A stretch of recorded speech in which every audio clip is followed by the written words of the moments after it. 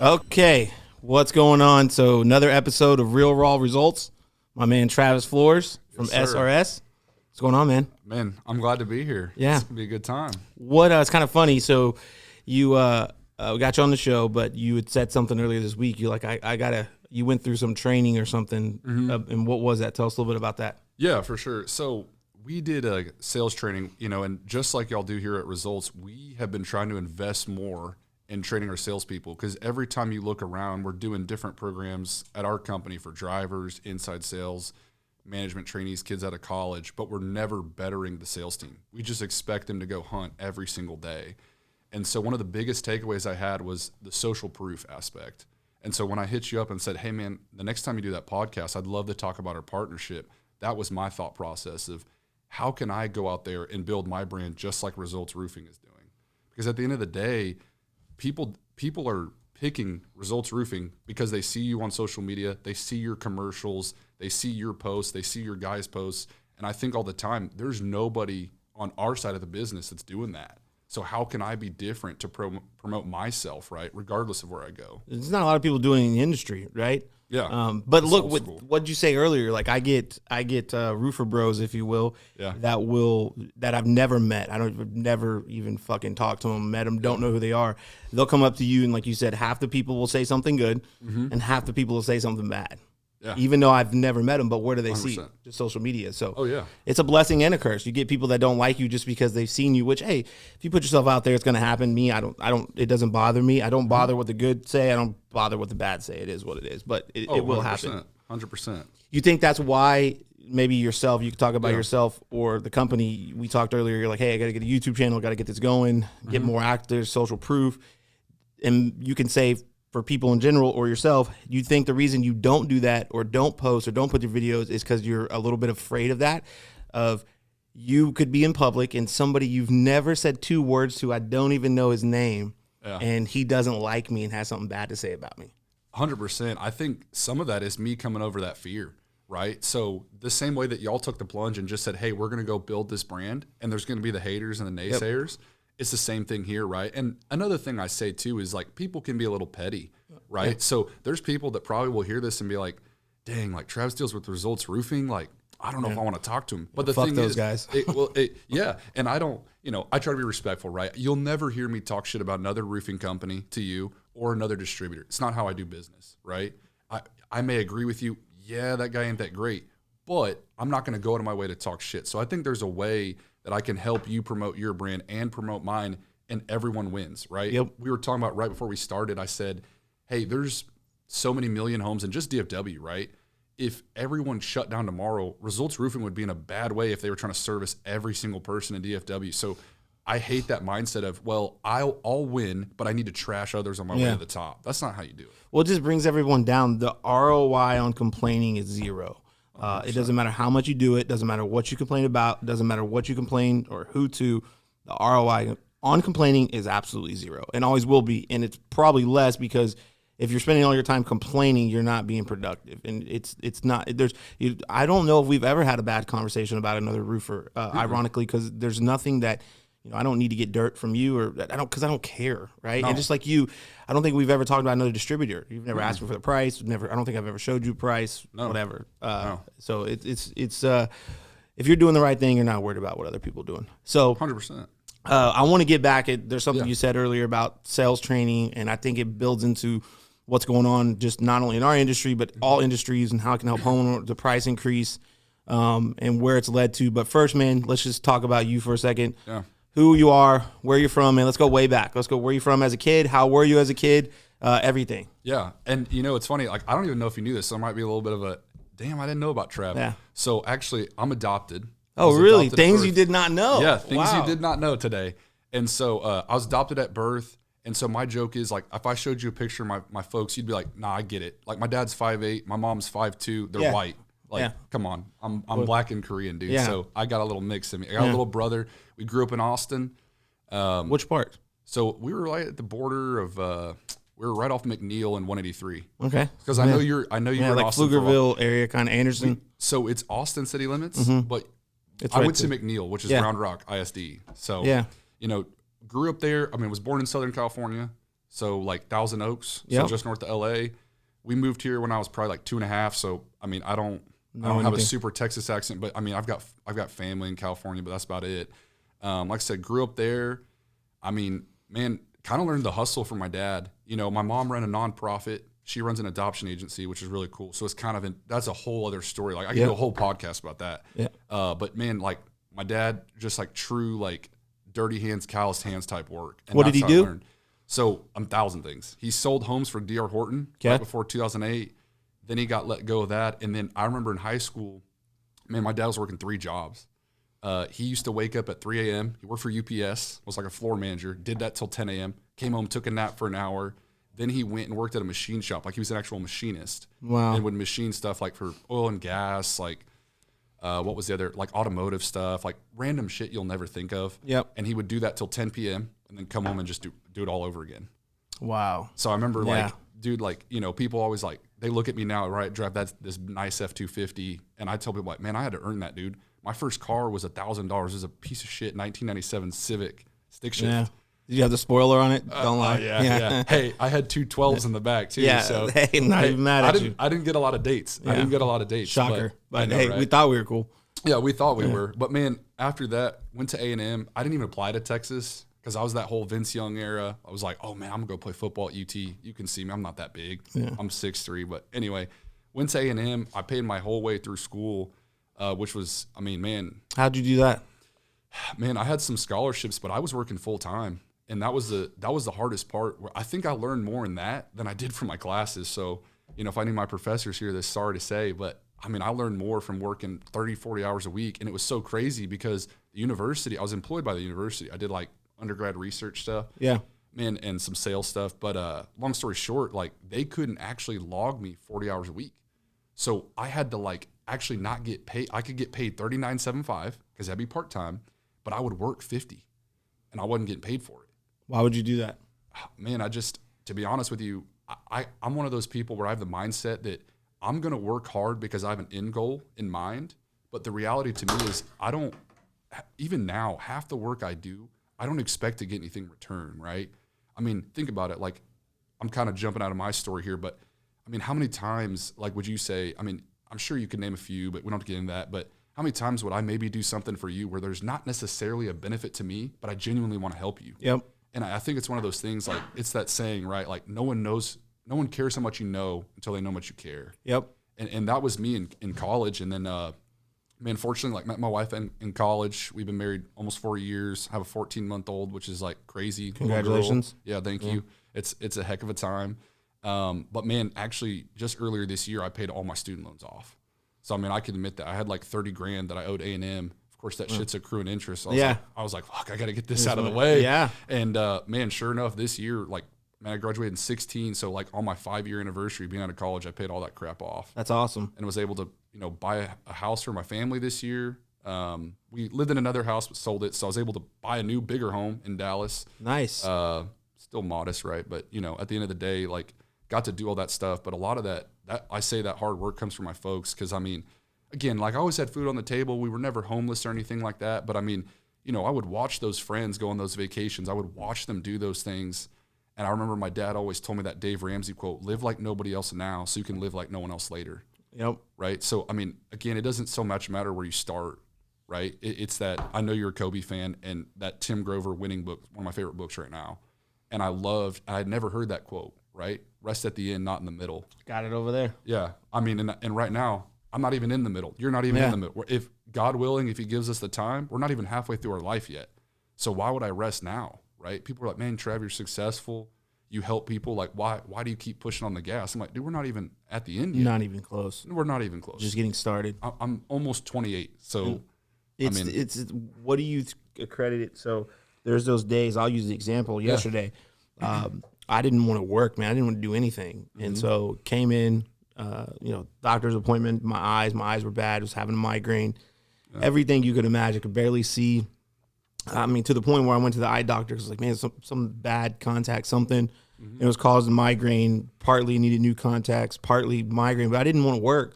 And then my son wanted to come with me. So I had him up here and, hey man, we're still a productive day. but I didn't want to do anything. So it was one of those days where I'm like, I wish this was Sunday. I don't want to do a fucking thing. Yeah. I just want to lay in bed. That's literally what I want to do, but force myself to get up. So where do you think yours come from? Because we all have those days. We all have those days, but I think about how far I would have got additionally behind if I hadn't done something. Now, look, man, be honest, I wasn't 100% yesterday, right? It was probably, it wasn't max effort, but I still got so much done yesterday that I wouldn't have got done if I hadn't got up. What do you think yours, when you have one of those days, where do you think it comes back from? Pops? What is it? Man, yeah. I mean, it goes back to like, what's your why, right? Like, I know you have Kobe and Connor and like your wife, like, that's your why, right? Like every day you wake up because you want to leave them a better legacy than you were able to give. And now me, I only have one right now, right? Yep. We're maybe working on number 2 here, but reality is like, I want to leave them something that's worth remembering, right? And so I love this question. I get asked a lot, man, like if you died tomorrow, like what's the one line thing they would say at your funeral? And I tell people, hey man, this guy loved well and he gave everything he got. You know what I mean? Because that's all I can do, right? I can't control, especially like you and me, right? We're in a sales position, right? We have a customer at the end of it. I can't control how they react. All I can do is control mine. Yep. So especially like what you mentioned, I have those days too, man. Like last week I had a day where, to be honest, I just kind of thought to myself like, man, I'm exhausted. Like I've had a good week so far. Like there's no reason to not, hang in the towel at like 2 p.m.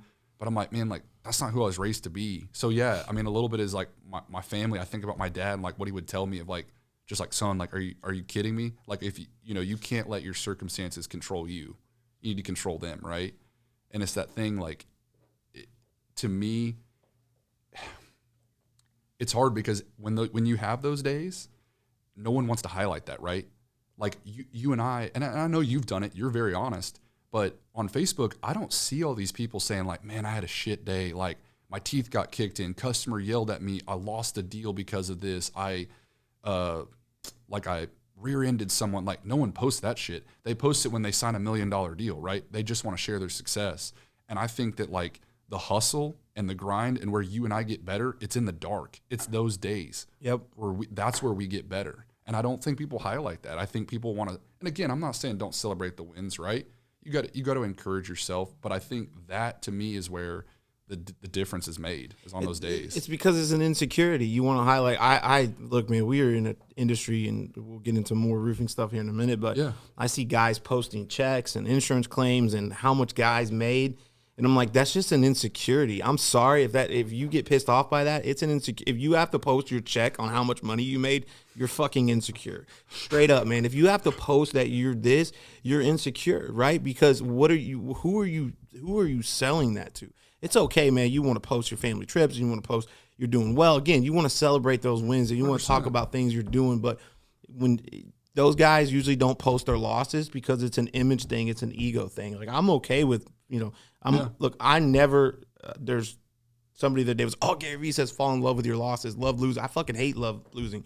And I actually highly disagree with Gary Vee on that, on loving the losses, because you should never fall in love with losing because it become a habit. You should be okay with losing because it's a part of the process. And even Results Roofing, I mean, we've grown to an 8-figure company, right? We've grown into a massive company, multiple brands. We've got, 5 businesses now? Man, there's been some fucking L's along the way. And so in the grand scheme of things, we might have won, and we're still playing the game, but we have taken some hard L's, kicked in the teeth, lost friends, lost family members. There's been a lot of things that have happened, but I'd never fall in love with it. I hate losing more than I love winning. I can't stand it.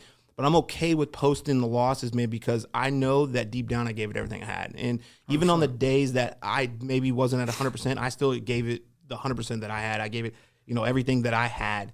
I came out and tried to compete, and some days, you just can't do it. But a lot of these guys, they get into their head, they get into their egos, and it's this false sense of security that look at me, look at me, look at me. But deep down, man, you're not doing what you're really supposed to be doing, because 1 + 1 always equals 2, and we see right through that. Like, people generally see through that, right? People can understand when you're full of shit. They can see it. It doesn't make sense when you're not. And for me, I know you said, rest at the end, not in the middle. That's a true thing, man. But it's like, I'm probably a little different because I don't know where the end is, and that's what I struggle with. I don't know what the end is. I'm playing like an infinite game. I want to do this forever. I want to do this, this legacy live on forever. So it's a struggle. But I came to you. The other thing you said was about your kids. actually came to a realization recently that, you know, my kids were like my purpose, man. They're my purpose for getting up. My wife and kids were everything that, like, my purpose in life to take care of them, but they weren't my why. And the reason they weren't my why was because selfishly, your why, I think, is for you. And like I said, there's nothing on earth I love more than my wife and kids. Absolute zero. I'd give all this up for them in a heartbeat. Doesn't go away. But man, my why is for me. Like, my why is because I want this legacy. I want every fucker that doubted me, that laughed at me, that made fun of me, that told me when I didn't have, like, I remember getting laughed at in art class because I had hand-me-down shoes with holes in them. Like, laugh now, motherfucker, because I'm coming for all that, right? And then guess what? When you need a job and you ask me for a job, I'm going to hire you and give you that because that's what I want. Because I don't want you to suffer like I did. I don't want people to be homeless like I did. I don't want any of that. And most people don't see what I do behind closed doors with other, like, charities and giving back. I don't actually post. Ironically, as much as I post, I don't post a lot about that because it's very, like, just close to my heart. So I keep that actually really private. Sure. I actually don't post a lot compared to my life, what most people would see, which is opposite of what people think. They think they're like, oh, this dude posts all the time. I'm like, actually, I don't, man. I don't actually post as much. But that's my why. My why is I want that legacy, man. I want the jersey in the rafters. I want the statue in front of the building. I want it to live on forever. I want my kids to be proud of me. That's selfishly my why. It's like every person that ever doubted me, told me I wouldn't teach. I had a teacher once, high school, told me, don't come back to class. You're not going to make it. You won't graduate. It's like, fuck. But I mean, she was part right at the time. But now I want, hey, look now. And I don't want to look now from, haha, look at me and look, I'm doing better than you. That's not what I want. I mean, laugh now. And now let me help you, right? And that's my why. It's where I'm at. No, for sure. I mean, and I think, like, something you said in there too of, like, that purpose versus why, right? Like, the purpose will drive you, but the why, like, I think you're right. Like, you have to discover that, right? And I get that. Like, I think there's a lot of people that say that differently of, like, a why versus purpose, what that looks like. But at the end of the day, like, I think you'd agree with this, and you and I know each other well enough. My joke is, you know, a lot of people say, well, like, hey, like, you have other people that push you, right? Yep. Like, whether it's the gym or whether it was sports when you're in high school or whatever. But I tell people, like, that phrase, like, kick your own ass, that's me, dude. Like, I don't need somebody to tell me to get better. I already know I need to, right? And that's a huge differentiator because the people that need the hoop and hoorah, and I mean, again, I get it. He's built a successful brand. You go look at, like, a Gary V, what's his face? Not Ed Milet. I like that guy. The other guy I can't think of. Doesn't matter. My point is, those guys that do all that stuff and they hoop and hoorah, they write all these books. Hey, man, I can learn from those guys. That's the thing. I want to be a student of the game, always learning, always getting better, right? But at the end of the day, like, I don't need to go sit at a conference for 3 days to hear this guy say the F word 30 times for me to get pumped up. If you come listen to me say it 30 times. No shit. Exactly. And it's like, man, if I don't wake up every day ready to kick my own ass and be better than the next day, or than the day I was before, like, then, hey, man, if I keep doing what I always did, I'll keep getting what I always got. Yep. Right? So you guys are, you know, say you guys hit like 20 million this year, right? As the Results Roofing brand. If you keep doing what you did to hit 20, guess what? Next year you'll do 20. And then in 23, you'll do 20. And then in 24, you guys are constantly thinking, how can we change this and get better every single year? Because there's a way that hustle will get you. It'll grind you. But you and I've talked about it. It's about the brand too. Yeah. Like, what brand are you building? You know, what are you doing long term? What moves are you making? Yep. I mean, I swear, every time I come in here, it's like, man, just wait. Can't tell you yet. Can't tell you yet. And then it happens. You're like, these guys. Yeah, I know. Because we're constantly always trying to think ahead of what's next, but because we're constantly thinking about our people.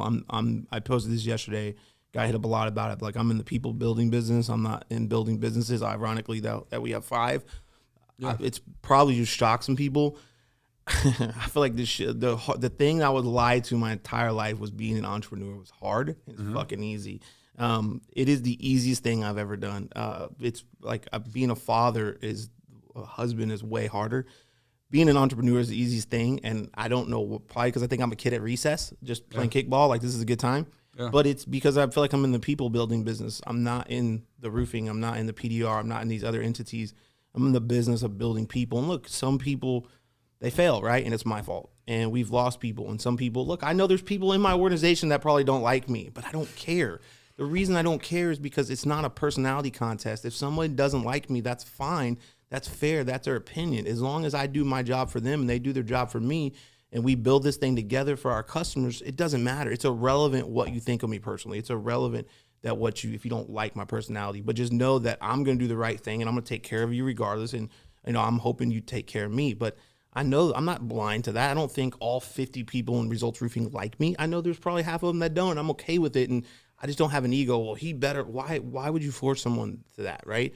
I think this stuff's easy, man. I love this. I love what we do. I love being able to constantly trying to help for our people, for our customers, our families, all that stuff. That's constantly what my brain thinks of is how could we get better at these things? How could we, better our process, our own efficiencies? Anytime someone quits, I'm like, what could have I done better? What could we done better? Could we connect with this guy more? Could we done this more?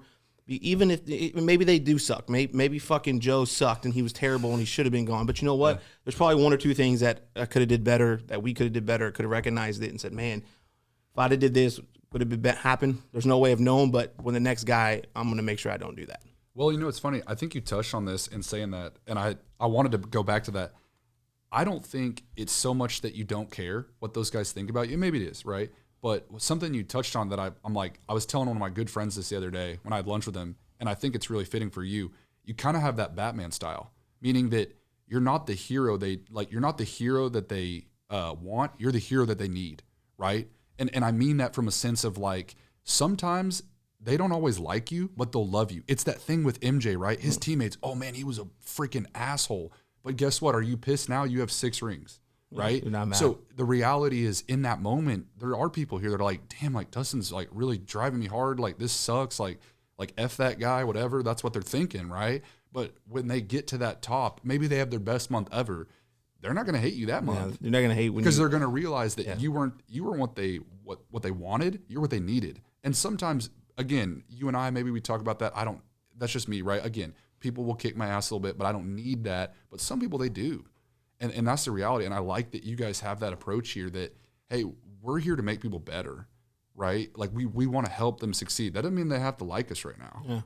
Yeah. And that's part of it. If you get so caught up in being liked, we'll have fun having an organization with a lot of turnover because no one's successful. Yeah. I actually talked to another owner recently, and he said that he got rid of somebody because they were having personality conflicts and they didn't like each other.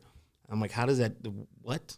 I couldn't comprehend that because I'm here to win championships, not be your friend. And that's what I want to do. And so I'm okay if we don't like each other because I'm comfortable in my own skin, that I'm not trying to impress anyone on or fake who I am, or I lived my entire life that way.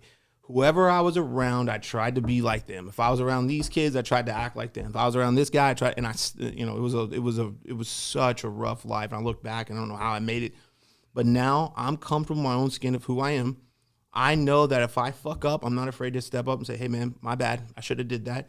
And if I make those mistakes, I'm going to try to correct them. But I know that my intent is good, and I'm not trying to screw anybody over, and I'm not trying to bring anyone down. And my goal, I want you to win more than you want to win. And so I'm okay with everything that happens in between that and whatever's said, because that says everything about you, man, not about me. If you have a problem with me, that's great. That's your opinion. It's none of my business. Right? Yeah. It's just not. I'm not even going to talk about it again. It was like, it is what it is. Let's move on. So 100%. So how did you get to become a distributor? What happened? You're with SRS? Yeah. So I came straight out of college, right? I actually had got your degree in distributing shingles. Industrial distribution, so close enough, right? Hey, wow, that's actually pretty close. I mean, I'm on the right path. Like half of our company's done that, but man, the funny thing is, I joke, right? Like we always make the joke in this industry about like, oh, that guy's like a used car salesman. Yeah. Well, the funny thing is, the other company I was heavily considering was Sewell, and I think they're a little different, right? That's not like like Joe's used car lot down the road. Buy here, pay here. Yeah, right. And I mean, and again, nothing against that company, but they had the aggressive offer, right? They had this nice base pay, right? Like, hey, you get a lease on a Cadillac, right? Like, so of course at 21 with no, or 22. Hey man, I would have been sold. Oh yeah, I said, give me a CTS, I'm done. Yeah, well exactly. That's what I'm saying. I'm like, man, can I get the CTSV? Like that's what whatever. But considered a few others, and then I heard about SRS, and I was like, man, like roofing, like come on. And I'll never forget my VP. Or he's now my VP. He calls me, and of course I'm thinking, yes sir, no sir, all this stuff. He's a senior vice president, been doing it for like 40 years, and he goes, man, look, if you want to go work in some high rise like downtown Houston or Dallas, go do that. But if you want to have fun, wear jeans, boots, help people, make some freaking money, and not have to wear a suit every day, then you should be here. And I was like, well, damn, like, I guess I just assumed I've got to wear a suit and tie every day, but this guy's making it seem like I can get to work for myself in a way. And then sure enough, like that conversation kind of sold me, and then started out in the training program, been selling for the last about 4 years now. It's not what I thought it would be, being in building materials. It's kind of interesting, but I mean, man, we've proven, as you've seen, we're kind of COVID proof. I mean, we had a little scare. We weren't sure, but man, I mean, business has been good for everyone. I know plenty of contractors and distributors. We've all done well. Obviously, you know, we'll get into it. Materials are super tough right now, but man, that's kind of how I started. It wasn't this like big eye-opening thing, nothing crazy. And then the minute they said to sell, they're like, look, you got to get your ass from out behind a counter. Because I was just sitting at the counter doing that work. And I think one of our vendors like pulled our VP aside, was like, why is this kid sitting behind a counter? Like you're wasting money to have him sit there. And so from then on, I haven't looked back, and I've been loving it. Yeah, I just tell people, man, all I really do is make friends. That's literally what my job is to do. That's what if you want to buy shingles, cool. Yeah. But hey, we'll figure that out. That's what when people are like sales, I'm like, I think I'm terrible at sales. I don't know a whole lot of the word tracks. Like I can't even. Ironically, I messed up the word there. I don't know a whole lot of the whole word. I'm not gonna try to circle the wagons and close you. I'm gonna tell you what I'm about. I'm gonna show you what I'm about. I'm gonna tell you how I can help you, and I'm gonna have things to back it up. Social proof. Go look at Google. If you're so good at what you do, you should have people talking about it. You should be able to put it out there.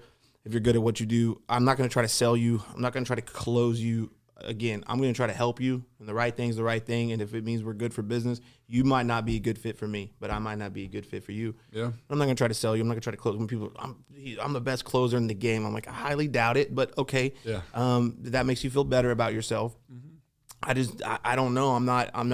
I don't see myself great at sales, and actually the word sales makes you cringe a little bit, and I used to not like it a lot, and I've you deal with it. I never thought it was a great word, but we'll get on. I want to talk to you a little bit about what does SRS do differently. You talked a little bit about what made you work with SRS. Guy telling you that, but maybe what's made you stay with SRS, and kind of what does SRS do differently, right? What do they do differently than everybody else? Yeah, and I'll share a little bit of backstory about like who we are. So obviously the company started, obviously we worked through a lot of we have our parent company, SRS Distribution, which started in 2008. It actually started with the small company that we were buying, I believe out of bankruptcy. I should probably know the story better, and it was called Suncoast Suncoast Supply. Yeah, Suncoast Roofing Supply, whatever. So that's where SRS came from, the name. And then from there, we've just been on a pretty crazy tear of buying companies. So in the same way that you guys probably look at it,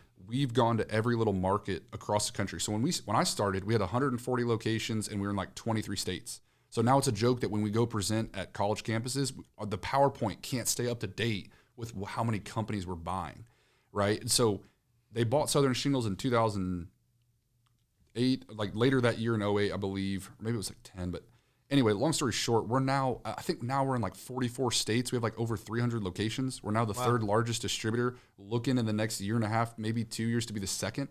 And a lot of it is we're going into markets and buying that family company that people like doing business with, but then giving them the backing. And I think something that's different is, again, I'm not going to shed light on my competition here, but my point is we're owned by a private equity group. We're about 30% employee owned. And last year, we were actually able to give like stock options to all of our hourly employees. So all the drivers, the warehouse guys, they have a vested interest as much as I do or more to make sure that we're taking care of the customer, because they now have stock in the company, right? And I think that's what's different, and what's built a different culture is there's a lot more of, again, right, like no one feels that they can't reach out to their boss or their boss's boss's boss, right? I can go call our CEO. I could call him later today, and if he's not on a plane or something or in a meeting, he'll probably answer my call and say, "What's up, Trav?" And the reality is we've created a culture where it feels like a family. And honestly, since COVID, we've kind of branded ourselves, our slogan is, make money, have fun, give back. And we've also taken this approach of one family, one fight. That's what it feels like. It feels like one big family. I don't feel like I work for a corporation that answers to the stock market. I don't feel like I work for a company that's owned by one family where that one family is worth billions, right? Or millions, whatever. I feel like this year, I think we have over 100 employees, some drivers that became millionaires from the stock. I mean, you can't create that type of culture. Everybody has an owner mindset when they go to work, right? Yep. And that doesn't mean everyone can sell. That doesn't mean everybody, necessarily has all this stock they've bought, right? And of course, like I have customers ask me, well, then, and we'll get to it. They're like, well, man, then you guys might charge more for shingles because of that. No, man, like that's not what contributes to it. What contributes to it is the value that we're going to bring. And I think to answer that question a little bit more on what does SRS bring to the table, we're constantly trying to look at what can we be doing on the cutting edge end of it, right? So you guys know it, your team uses it, our Roof Hub app, right? So we're using technology because we know this industry is advancing. And I'm sure when you stepped in roofing, you're like, holy shit, dude, like these guys are still writing their orders on a napkin.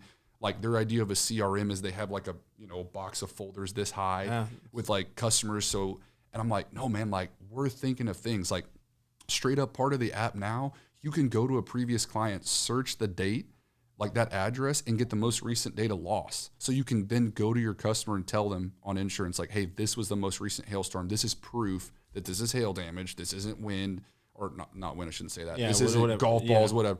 So my point is, I think we're doing that. But I also think now what we're investing, right, into guys like me to make sure that, hey, at the end of the day, I care that you finish the job ahead of schedule and you make a good profit. It's that simple. We don't have to make roofing complicated. And I think that is what we're doing different rather than just walking in your office and being like, hey, Dustin, I can beat anyone's price in town. You might buy from me or I might sell you some shingles, but you're not buying from me. People buy from people they like, people they trust. Do you really trust the guy that's the cheap guy? Or are you just like, man, he's cheap, here you go? Every now and then you might find a decent human being that can be cheap and do that. But like, that's not how you're going to build loyalty. That's not how you're going to build a relationship. Because when that dude walked in the door, all he did was offer price. Yeah. And I think that's the biggest difference at SRS is we don't walk in there with that, right? My recent joke when I go walk in a dude's office this morning, he was like, hey man, let me send your price sheet. I said, oh, by the way, my name's Travis and not Mr. Lowest Price. Right? Yeah. I mean, I'm kind of being a smart ass, but at the end of the day, I'm like, hey, dude, we just met today for the first time. Dude's already trying to get down and dirty. I'm like, hey, man, this is where we're different. Like, let's talk about your business, right? Let me help you, right? Same thing with Results Roofing. Y'all are extremely successful. I don't need to tell y'all how to run it, but there's different ways that your team has seen, hey, can Travis help me with this? Can he help me with that? And it's helping you win. Yep. That's what I'm obsessed with, is helping you win, right? How is it, what would you say is let's look from a customer angle, Sure. right? What is the benefits of having a good distributor as a customer? Like as a contractor? Yeah, so if I'm a customer, what is the importance of my contractor having a good distributor? I mean, one thing I'll say right there, and this is where I'm a little different. I don't call myself a distributor, right? I call myself a partner. Yeah, at the end of the day, I'm a distributor, but a partner. And I think it's that point of like, hey, y'all are going to bust down doors, right? Y'all are going to keep selling more and more. I think Results Roofing will be a massive brand in the state of Texas. I know Houston's like blowing the doors off right now. They're crushing it down there. But I think that having a good partner is someone that's watching your six at all times, right? When we think that something might affect your profitability or something changes in the industry, right? Like, I mean, I send it to you guys. I think I sent it over to Kevin, but regardless, right? Like I'm watching that Exactimate stuff, right? Yep. So like that's a huge piece of our business is like the supplement game, right? I know I'm talking to your supplement team once a week saying like, hey, how can we make sure that your jobs remain profitable? Because that's the first thing that leaks, right? Like saving money is one thing, right? So like I said, you can go with Mr. Lowest Price, but as a contractor, having a good distributor that cares about your profit, that goes way further. And I'm not talking about just raising your price, right? Like you guys raising your price to a customer, right? You guys need to be held competitive in the market, but making sure that I'm helping you guys maximize that. And there's 1,000 different ways that looks, right? Maybe it's getting letters to you guys that help support what you're fighting for. It's looking at Exactimate, helping with line items, helping with pricing, whatever that looks like. But to me, that's a huge importance on it. Because at the end of the day, you guys aren't in the business of saving money. You're in the business of making money. Yeah, and you have to make money, and I think yes, you want to get a competitive bid. Sure. Apples to apples when you're a customer. Look, I'm a homeowner. I'm a family man, so I get it. You want to get a competitive bid, but you want to get someone that you can trust, because if you don't know, look, I've had work done on my house, my car, and it was a guy that friend of a friend or whatever, and didn't do any research on him and got burned. plenty of times. I mean, it's one of the reasons I got into roofing is burned by a contractor, right? And Yeah. then you go start researching after you got burned. You're like, oh my God, this guy's got no presence. He's nowhere online. He's got no office. I can't find the guy. Yeah. And I'm still in charges with this guy today. I literally 3 years ago had to file theft charges on a contractor, and I'm still going to court over it. From 4 years ago, they pressed charges 3 years ago, but 4 years ago. So 4 years ago, almost 5. 5. My wife was pregnant. So 5 years ago, I had to press charges on a guy. Still going to court 5 years later after they pressed charges. So over a bad contractor, like this is real life. Like people can go pull it up, his name. Like it's real life.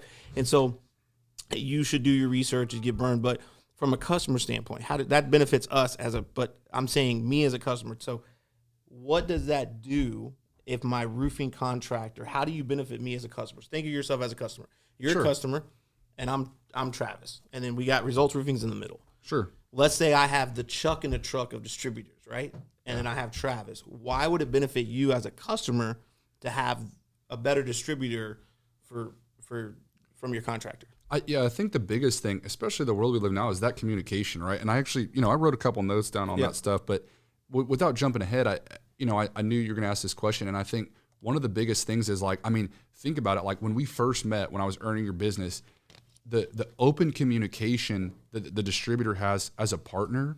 I mean, do you remember that? Like, what was it? I think there was like a claim on a shingle. We won't name the brand.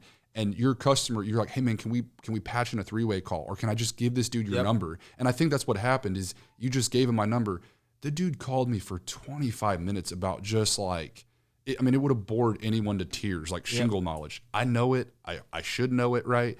But the difference is like that's a huge thing, right? Because also too, like I can additionally speak to your credibility, and I think it's jumping ahead on the questions, but I mean, like you said, like not all roofing companies are created the same.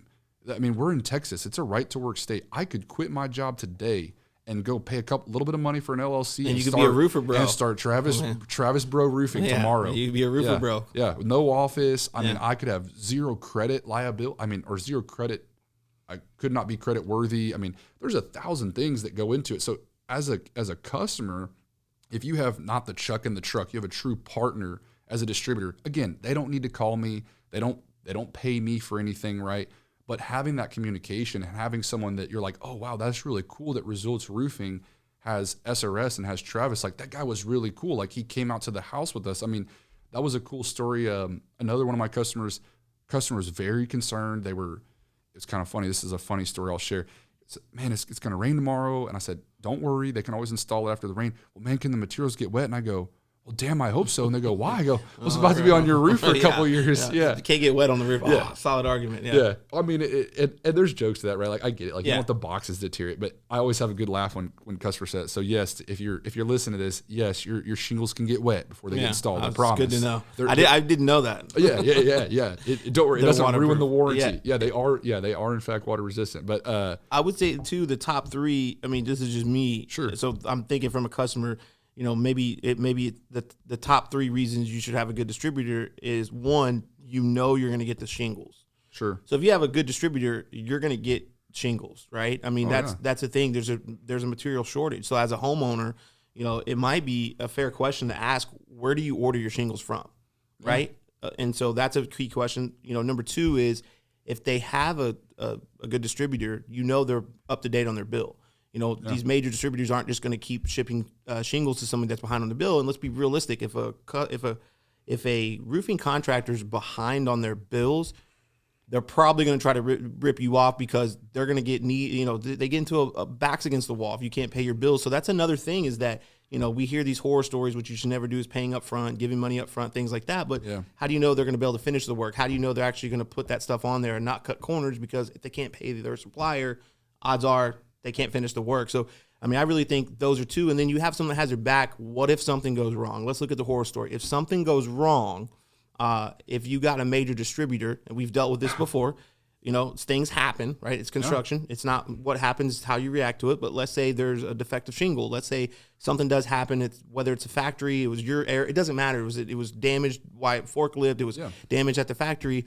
If you have just a Chuck in the truck distributor, if the contractor's not liable for it, they should have caught it. We can get into that. But let's just say that whatever it happens and you discover after the fact, who are you going to go after? Because if you go after your contractor, like, well, that's your distributor area, you got to contact, whatever shingle, and they go to that shingle, but it's on you, and you're just chucking a truck. You're like, I don't care. So, I mean, I think those are three pretty important things as a customer. It's actually beneficial to have a great distributor or know your contractor has one because of those reasons right there as well. Yeah, no, 100%. And I think that's, it jumps in the next question where you said, like, hey, what's the best practices when they're hiring a contractor, right? Again, like, can you find them? Like you said, can I find them on social media? I'm not saying that you have to have the most active Facebook page that has 10 posts a day. You should. You want to stay relevant. But the reality is, does it look like this person has posted work they've done in the last 3 years? No. Yeah. Okay, then, next thing, do they even have a website? I mean, you'd be surprised how many guys don't even have a basic website. And again, y'all's is real robust. It looks clean. I'm not saying it has to look like a professional, but at least act like you at least went to GoDaddy.com and bought the URL. Put some stuff in there. Yeah. Put some photos. Yeah, right. Just a couple of photos of like somebody else's roofs. Yeah, Googled roofs and actually see Results Roofing yard sign on their picture. I mean, it probably will happen to y'all eventually, but man, and then hey, are they going through, again? Like I said, Texas, we don't have those licenses, but hey, are y'all members of the North Texas Roofing Contractors Association? Also RCAT, which is of the state of Texas, then NRCA, which is the national. I mean, again, going through those things, there's things that are required. Length of time in business, they have to have referrals from someone like me that's a partner. Yep. So as long as they're not just lying, if you go on Results Roofing's website and it says, hey, we buy Certainty, we buy Tamco, hey, SRS's logo is on here. They're a partner of ours. Like if I'm a homeowner, I can then Google those brands and realize, okay, those are $2 billion corporations in the manufacturing, and then there's $1 billion distributor. Okay, cool. They're backed by real people, right? Because like you said, at the end of the day, I mean, that was one way that you and I even started having a conversation was you actually had a homeowner that was had defective material, and they were trying to blame a distributor. And at the end of the day, like I came in there and was like, hey, look, it's going to cost me money, right? And I'm not going to make you pay. I'm not going to make the homeowner pay. We're going to make this right. And that's the biggest difference. And again, those are such one-offs, right? Like it doesn't happen. Yeah, it's 1 in a million, but it still happens. But that right there, knowing that you can share that story with people and say, hey, look, at the end of the day, like Results, right? We've got you covered. Yeah. And not just, hey, we're going to inspect your roof and get you a new one. No, when there is a problem, we will be aware of it. We will notify you. We'll already have a solution. Right. And so having that distributor partner that will do that for you. Yeah, you're right. You're not going to get that with Chuck and Truck. You can go buy shingles in Oak Cliff real cheap, but watch out. Yeah. How cheap? How cheap? Yeah, right. Hey, how cheap we talking? Yeah. So you said, and maybe give your top three. I don't know how many you have there. How many do you have? Your best practice for homeowner. Top 3 or top 5? I put 3. Okay, top 3. What's your top 3 best practices as a homeowner when hiring a roofing contractor? Yeah. First one, are they locally owned? Okay, locally owned. And again, I should preface that. If they have a Houston, Dallas, Austin office like yourselves, that's cool. But are they from the state of Texas? Absolutely. You see a 201 New Jersey number, but no office in Texas, that should maybe raise a red flag or two. That could be a storm chaser. You never know. Second thing, I did mention it. Are they a part of those associations? Okay. I think that's huge. Yep. I think the third thing, and like I said, was it easy to find them, right? Did you have to go through some BS like Monta or Home Advisor to find their link, or did they have a legitimate website? Was there a way to contact them? Yeah, could you Google and things pop up? Yeah, if I Google Results Roofing and I call the phone number, someone's going to answer. Yeah. It doesn't necessarily mean I'm going to talk to Dustin, but can I at least talk to someone who can help me if there's a storm? And that's, to me, those things seem simple, right? But you'd be surprised how many contractors are there. They don't answer their phones. Their website is not legit. They're not in the Better Business Bureau, which I get it. Better Business Bureau, I'm like, does it really worth a damn to be accredited? I mean, I think it matters, right? I think those little steps and those little pieces, they matter, right? It shows the legitimacy of your company, right? Because again, if they said tomorrow, state of Texas has to pay $20,000 to have a roofing contractor license, y'all would do it hands down. No problem. Please. Easy. But everybody else, like there's a lot of chucka trucks or whatever we want to call them that they wouldn't be able to do it. And so ask yourself those questions. Are they local? Can you find them? Can you Google them? And hey, like, are they a part of, do they have accreditations? And if they don't, maybe they're a new company, because I know there's red tape on that stuff. It was the same thing with y'all. When y'all first started, y'all were legit. We haven't even been here 2 years. I know, right? It's crazy. And there's some manufacturers like, well, I want to see 3 years in business. I'm like, you don't look at the paper. Yeah. But difference is, right, like y'all can say that. Y'all can say, hey, SRS is a partner of ours. So they're like, oh, cool. Like if something were to go awry, we have someone to contact that can help us. Yeah. Well, and it's not that there's anything wrong with somebody being in business 6 months. We've been there, or 6 years. Look, you don't have to be, and I know, I'm not socially active. I get it. You don't have to be on social media every day, but can customers find you? Yeah. Look, I got respect for the guy who's been in business 30 years. I have the utmost respect for the guy who's been in business 30 years. Maybe he's not huge on social media. He's got a little website. He's got a couple posts or something. But make it to where you can find you, right? For your own sanity, is that somebody can go research you because, hey, man, you've been in business 30 years. Respect. You don't have to be just completely all. But people should be able to find you, right? You should have a Google listing. You 100%. should have a Facebook where you're putting a post up. Hire someone, to make some posts once a day, a couple times a day, whatever it is. But just make yourself, and then, be local. It's not that there's anything wrong with storm chasers, but, we've had this happen, and we can talk about one of the most outlandish things I've had in the business. And I remember when I first got into a business, I was dealing with a lady, and she had about one-story home. It was about 5,000 square feet. It's a huge home, right? Get up there and inspect the roof, and it was getting dark. I'm like, it was weird. There's, that was new too, so there was damage from the back. It was a little on the front. I was like, man, this is just weird in the sides. I was like, okay. So calling a claim, she got her claim coming out, and she had already filed the claim when I did the inspection, and I remember that. So the inspection was just okay. So the adjuster comes out, and we get up there, and he's like, "Oh man, this thing smashed because it was the big hailstorm. Yeah. We're looking at the Frisco hailstorm." Mm-hmm. So we're in the back, and he goes, we go around. He goes, "Hey man, does this look weird to you?" And I'm like, "Holy shit, they're two different shingles." So the guy did her claim a few years ago, and it obviously is a big claim. Yeah. It was, you're talking 5,000-6,000 square foot home, one story. It's a big house, pretty big claim. Lady, paid her deductible, paid the whole thing. This guy goes and replaces the shingles on the front only because that's what you could see. So they're bright and shiny. And the way it was, there were some trees in the back, but the way it was sloped, you really couldn't tell. Like unless you look, same color. So he's like, "Hey man, these are two different shingles."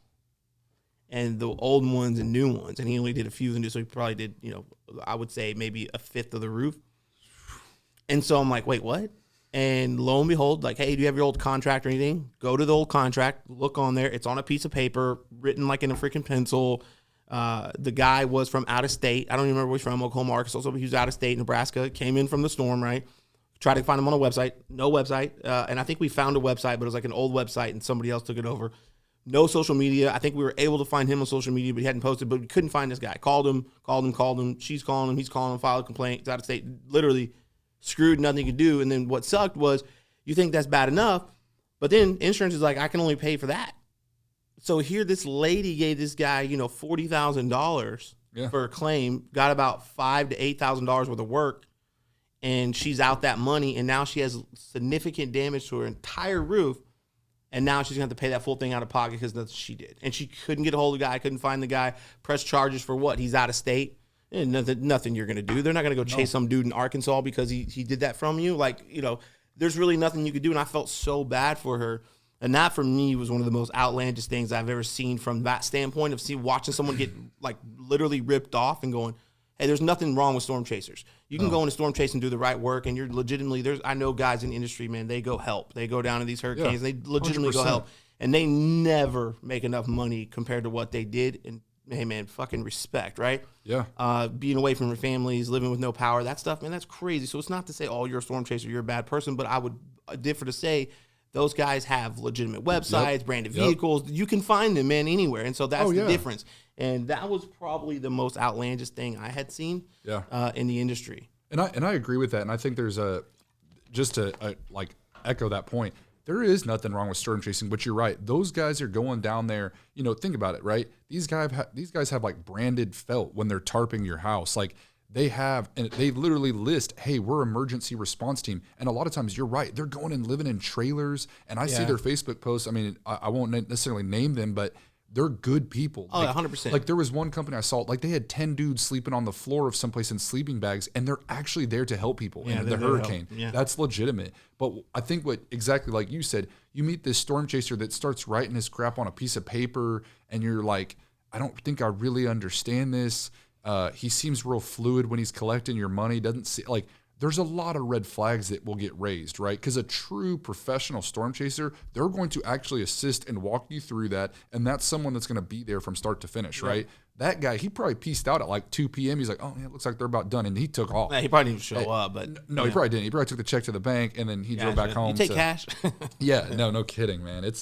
There's a lot of crazy horror stories. But, I mean, at the end of the day, like, that's what I tell people, right? Like, I have friends ask me, like, man, who should I hire when I'm hiring a roofing company? I said, listen, I get it, right? Like, guy or girl, it doesn't matter, right? Your wife wants to paint the cabinets. They want that new countertops, that new vanity. That's the stuff you see, you consume, right? But I wish I could shake some people and be like, man, you don't understand how important a roof over your head is. You know, we use that expression, and I get it. Shingles aren't sexy. It's not, you know, maybe for 2 days, you're like, oh, man, that new paint on the gutters looks nice. Like, oh, that high profile ridge, but you know, 3 days later they could give a crap. I don't, and I own a roofing company, and I've never took a Saturday off and be like, baby, guess what?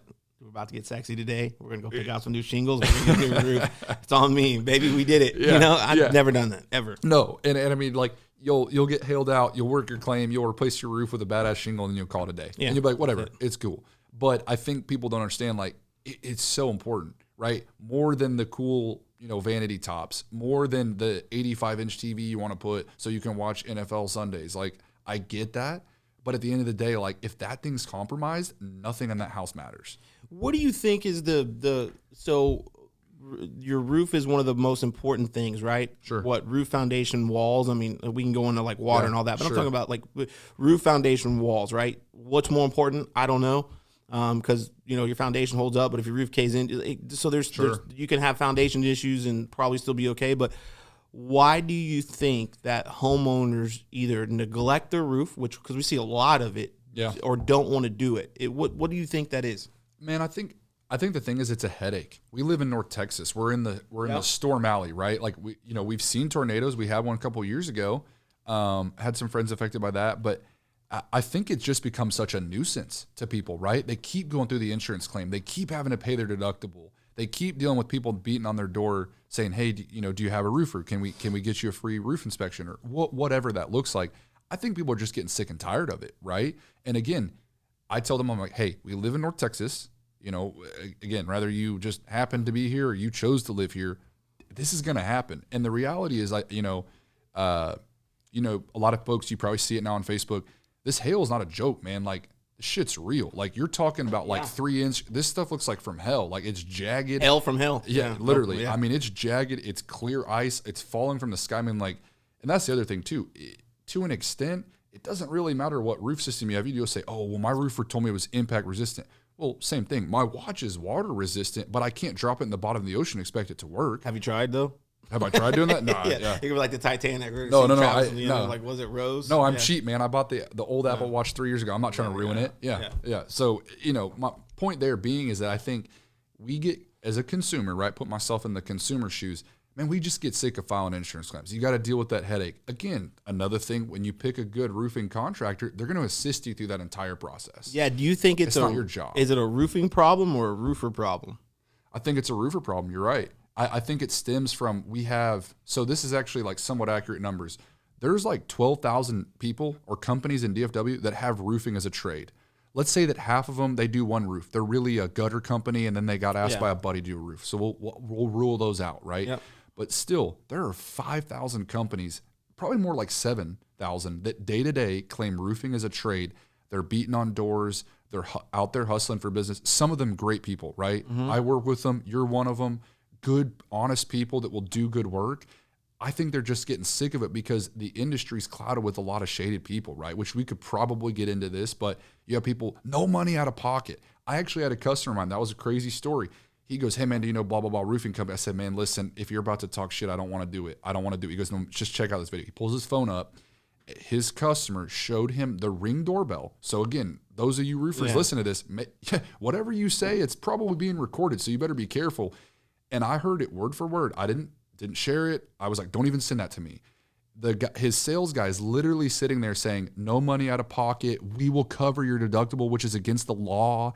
And look, I get it. There's gray areas. I totally get that. But like, hey, man, if I'm a contractor tomorrow, I don't want to go to prison or pay fines because someone else is willing to break the law. It's the same way with speeding, right? People think this deductible law is a suggestion.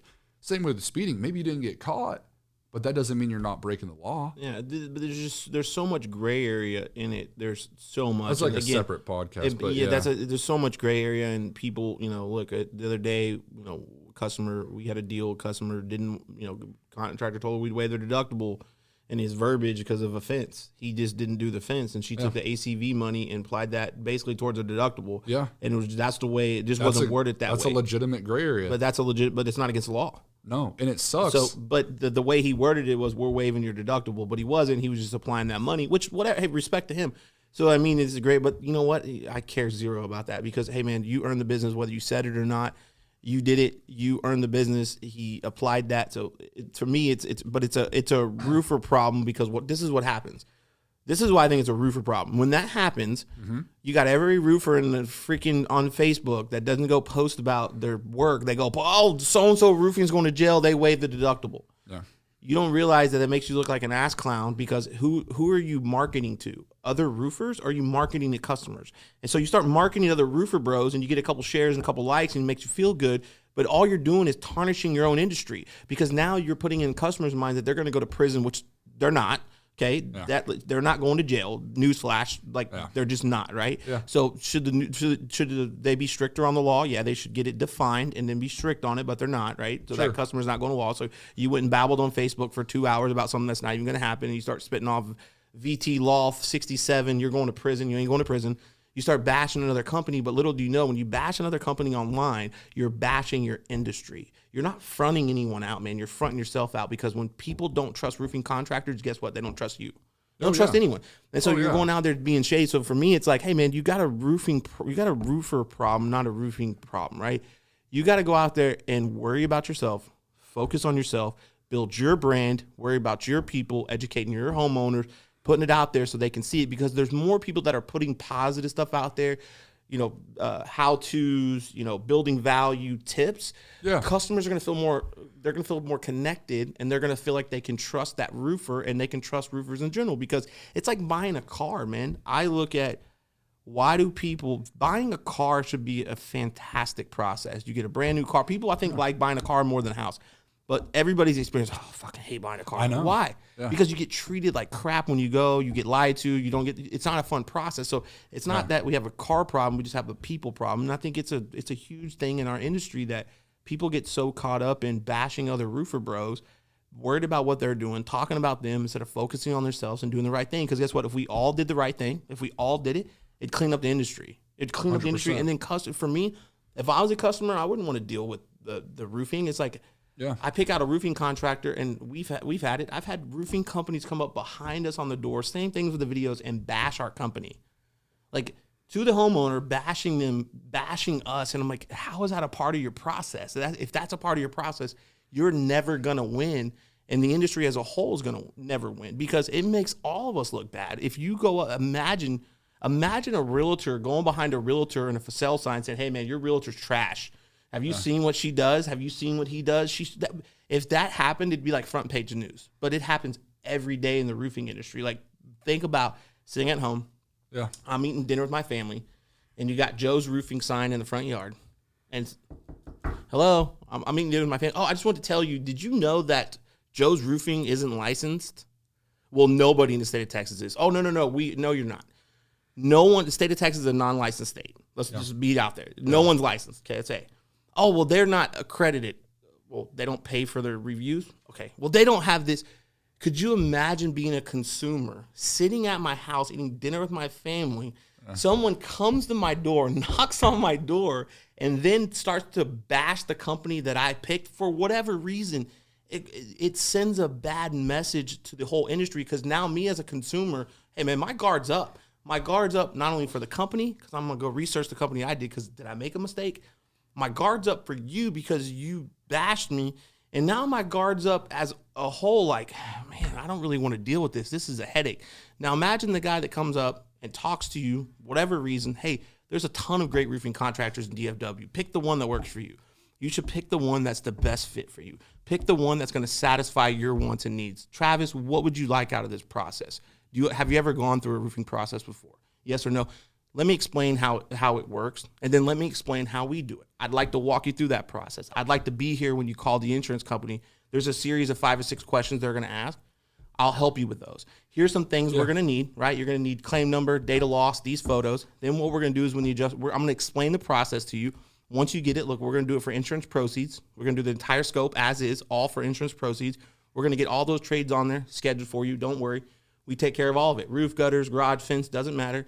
Then you'll be done. Insurance company will cut you a check. You'll pay for us. You'll be good to go. We'll hand you your warranty. How does that sound? Straightforward. I don't have to talk about another roofing company. And Yeah, now I said, look, if you find another company that fits your needs, there's a ton of great roofing contractors here. There's a ton. If you find one that fits you better, respect, let me know if you need any help, if they can't answer a question. Oh, yeah. Now my guard's not up. But now as if I go there, you're going to pick them. Those guys suck. Don't use those guys. Those suck. They suck. They're shady. They're breaking the law. You're going to prison. All of a sudden, man, I don't want to go to jail. I just want to get my roof done, man. So now my guard's up, and it makes me not want to go through the process. And what people need to realize is when you're bashing other companies, you're really bashing yourself. Just stop. Yeah. Just stop and tell what you're about. Talk about who you're about, and I think we'll win. And I think it cleans up the industry for all of us. No, I agree. And I mean, I think what you touch on there is like, if you're, hey, if you're a homeowner and the next hail season, you don't pick Results Roofing for some reason, or you're hearing this and Results Roofing's not where you're at, whatever, almost kind of be a little bit of a smartass. If someone does come to your door saying all that, ask them, well, so what do y'all do? Because that guy that's sitting there and knocking your door at 6:30 at night, man, I appreciate the hustle. Dude's not having dinner with his wife and kids right now to hustle, but you came all the way to beat on my door to trash somebody? Yeah. Are you serious? Like, exactly. I would ask them the same question, like, or if they're saying, well, like, what was their price? We'll beat it. Okay, so you came over here to like beat a price? Like, I haven't heard of anything you'll do. And you don't even know what I want. Yeah. How about what I want as a customer? Focus on what I want. Yeah. I mean, and the reality right there is like, I don't even know that they're selling or asking to have them buy anything. They're just wasting time and ruining the industry. Yeah.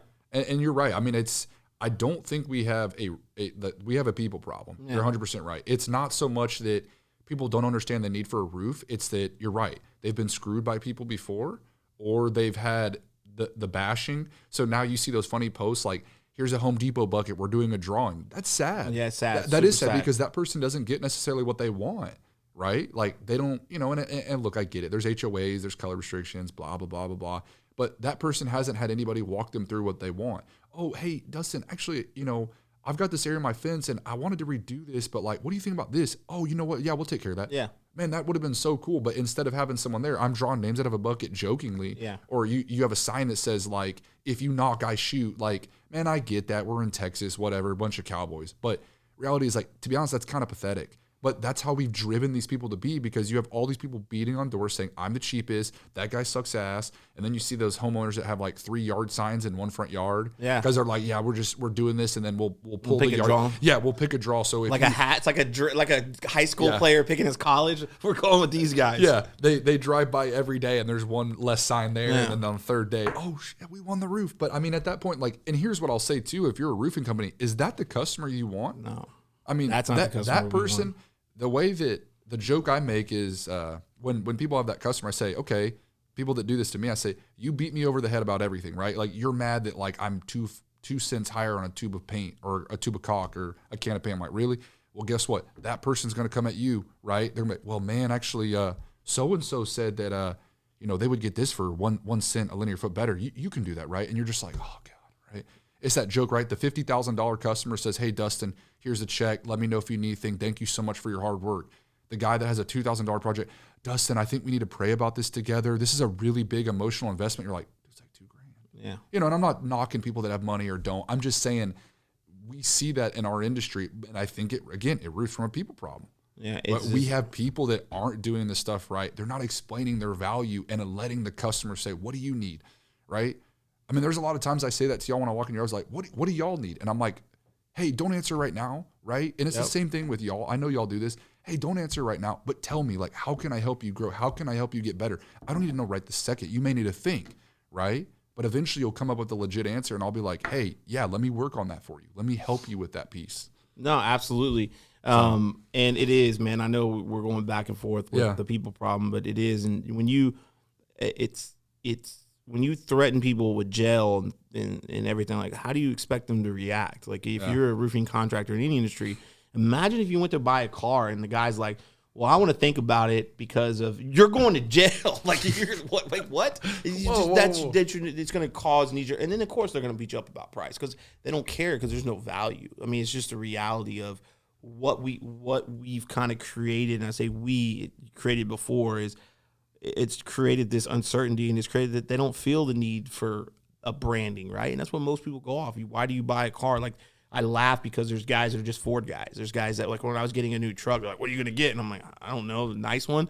But like, you're getting a Ford? And I'm like, sure. You getting a Chevy? Get a Chevy. I'm like, why? Like, I don't care, right? I'm different about that. I'm not really a car guy. I'm not, like, loyal to that, right? But you see it with sports teams, and that's what I want to be. Is like, man, you watch sports teams, like, people will fight over this shit, right? Like, we them boys, like, you see the videos, like, I one of the things I get going to the Super Bowl, I'm buying my ticket. Hey, I get on YouTube just watching like sports fights, and it's like funny because it's like fans fight, but it's serious. But imagine if you built that kind of brand as your business. Like, imagine if you treated it like a franchise, like you're the Dallas Cowboys, and look, man, treat your players like your starter. You have an employee, and he's Dak Prescott, and he's Zeke Elliott, and you have your players, and you have your coaches. Hey, man, and you have fans, and you have loyal fans. If you treat it and look, you treat them well, and it is, everybody's got to make money. You get that, right? Yeah, like, 100%. Everybody's got to make money, but you should get something in return. Yeah, you're going to make money when you do someone's roof, but why can't that customer have just a great experience, right? Like, it's like when someone pays for a ticket to go to the game, but give them a great experience. Like, I have a basketball team, diehard, have a baseball team, diehard. Football is kind of in limbo because there wasn't one really there. Yeah. But I'm becoming a Cowboys fan. One, live in Dallas, and I want the Rangers to win. I want the Mavs to win. I want the Cowboys to win. I live here. This is my family. I support everything about it. In basketball and baseball, if my team doesn't win, I want the Mavs and I want the Rangers to win. I'm becoming a Cowboys fan because of the experience every time I go to the game. And when I go to the game, we go to the Cowboys Club. I take my son. I take my family. I have such a great experience that now I'm becoming a fan. It's so funny, not because of the product on the field, which is ironic because I've never been a fan of any team. So I've been a fan of players, but I'm becoming a fan of the Dallas Cowboys because every time I go, the experience, the stadium, the setting, it's all so nice. And yes, I paid for a ticket, but I've been to a lot of other games and a lot of other stadiums, and it's really, really hard to beat that Cowboys experience. America's team. Yeah, man, it's cool. So it's a brand. If you treated your company that same way and the people around you that same way and built like a franchise where, look, I don't want customers fighting over, a roofing company. Results Roofing, yeah. We don't want that. You're seeing a bar fight over Results Roofing and the other Joe's Roofing, you get into a little squabble. We don't want that. Yeah. But imagine if you had fans, like when something does happen, they know that they can call you, they can trust you. They're a fan of yours. Oh, yeah, and they should be a fan that, like, I mean, here's like a good example, right? Like, when you create that value for them, you ask them what they want, right? Like, let's say that I have a like authentic championship, like Lakers signed jersey, right? Mm-hmm. And I've got a guy over here who says he'll buy it for $100, and you're like, man, I think and you're like, well, hey man, what's your price, right? I tell this guy $100, and then I'm like, okay, Dustin, special deal for you, $125 to see if you do it, right? You're like, okay, cool. Well, time out. Let's say that same situation you're in now, and I'm like, well, hey, Dustin, like before I tell you price, like, man, like, do you like Kobe Bryant? You're like, oh, dude, favorite player. Like my son's named Kobe. And I start finding out the value. Reality is, if that was a true, authentic, like certified signed jersey, you'd probably pay $10,000 for that shit. Yeah. You know what I mean? But the thing is, I'm not going to know that if I don't find out what's important to you. I've created no value. So yeah, I can be an idiot and just sell it to you for $20 more than the next guy, or it can create some value. That doesn't mean I'm ripping you off. And that doesn't mean that contractors are ripping you off. But the difference is a contractor that cares is going to figure out what's important, and then the price will come later, right? Like you said, we're going to do this for insurance proceeds. There's a lot of back-end stuff y'all do, right? Yeah, and it should be. That's what I don't understand is the price comes into it. It's an insurance check, and the customer doesn't keep the money. So what are we really doing it for? And when you're assisting them and you're walking through that process, which again, the homeowner, when they're saying like, well, what does it mean a supplement? Well, hey, we caught your insurance company trying not to take care of you. And that's really the only answer should be. It's not, I'm a greedy roofer and I need to make $1,000 more. It's no, we found out that they weren't going to pay for this right here. We needed to tear all the felt off. There was 3 layers of it. Yeah. Can you believe that? Oh my gosh, really? Yeah. And turns out you had 3 sheets of rotted decking. That's why that wet spot's there. Oh, holy shit, really? Yeah, we do it the right way. And again, we'll get paid later. We'll supplement the insurance company, but we're here to take care of you. Exactly. Like we'll worry about the money later, right? And I think if people see that and that genuine care of like, they're like, wait, so you did do the work, you did pay SRS for the materials and your crew, but you haven't been paid yet. Yeah, no, we know. Well, damn, like that means a lot. And again, there's a lot of companies that do it that way, but there's a lot that don't because they're like, oh, hell no. Like, this is an all-state claim. Like, I'm not doing that, and they don't tear off. I mean, we could probably go drive around Dallas together right now. We find some roofer bros leaving 3 layers of felt. Oh, and it's sad. It happens all the time. We see it. The other day we had 4 builds going on in our 3 other. There's 4 in the area. Yeah. Ours and all 3 of them weren't tearing off felt. They were leaving it, and they were just leaving it there. And it's not, I'm gonna go to the cheapest or just go. It's just it's not the best thing. And here's the crazy part: we were, we wouldn't have found the sheets of decking that were bad if we hadn't gone down because they weren't soft yet. So we wouldn't have found them. So they're over there hammering. But hey, let's just say they don't replace that roof for 4 or 5 years, 10 years because they don't get a huge hailstorm or whatever. That's going to cause issues. That customer is literally going to have leaks, and so it's the right thing is the right thing, and you have to do those things. And so it's not all about the money. It's like, for me, what I don't think people can comprehend is I don't give a shit about the money. It's the legacy for me. It's the legacy for me myself. Talked about earlier, my kids. I have 2 Kobe Bryant jerseys, both signed, framed together, right? It's got a TV in it. It's one of a kind, one of a one.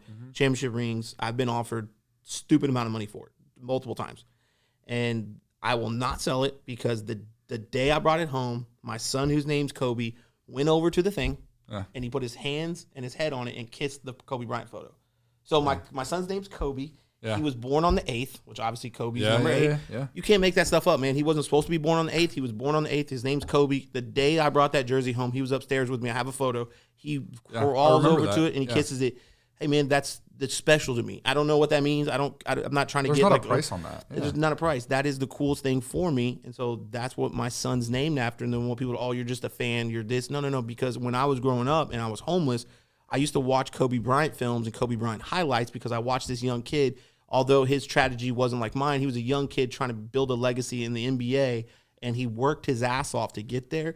And I tried to apply that same work ethic to my life because I knew it was going to take everything I had to give all to get out of where I was. Because if I wanted to be the best, I had a large hole to overcome. Because some people started here, I started down here. So I watched Kobe Bryant videos, interviews, the way he played, the way he studied, to know that's what's going to take me to get to where I'm at. And I still carry that in today. Like, when I want something, I'm going to get it. Like, there's no way, shape, or form I won't get it.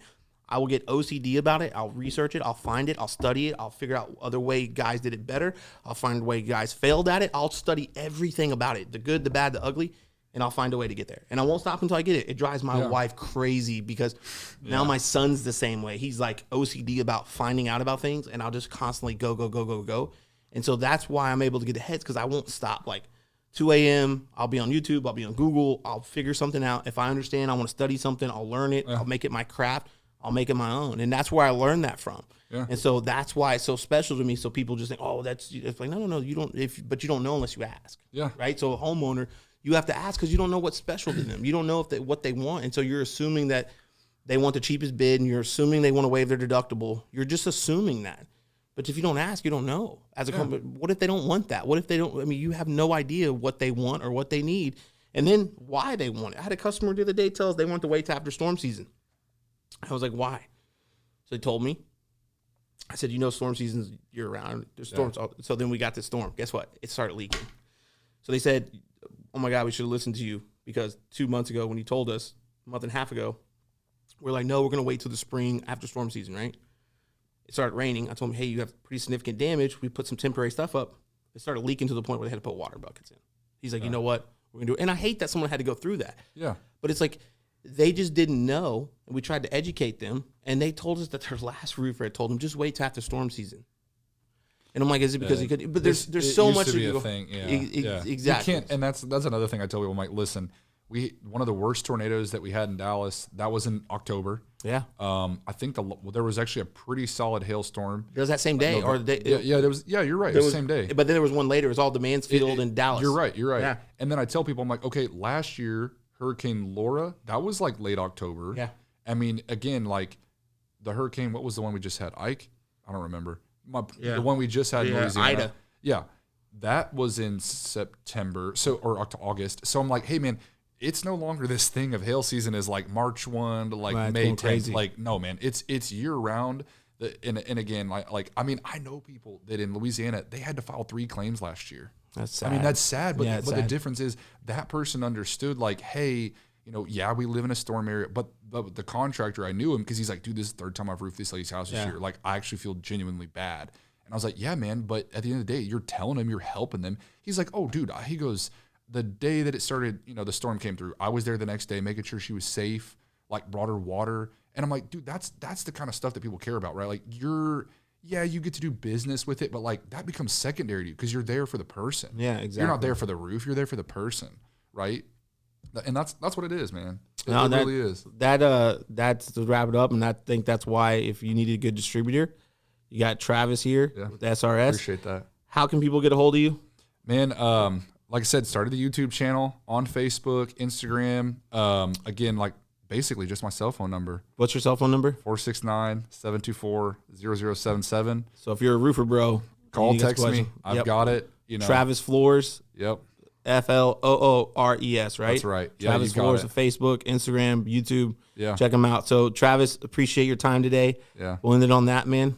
Until next time. Awesome. Thanks, Dustin. Yes, Appreciate sir. you, bro.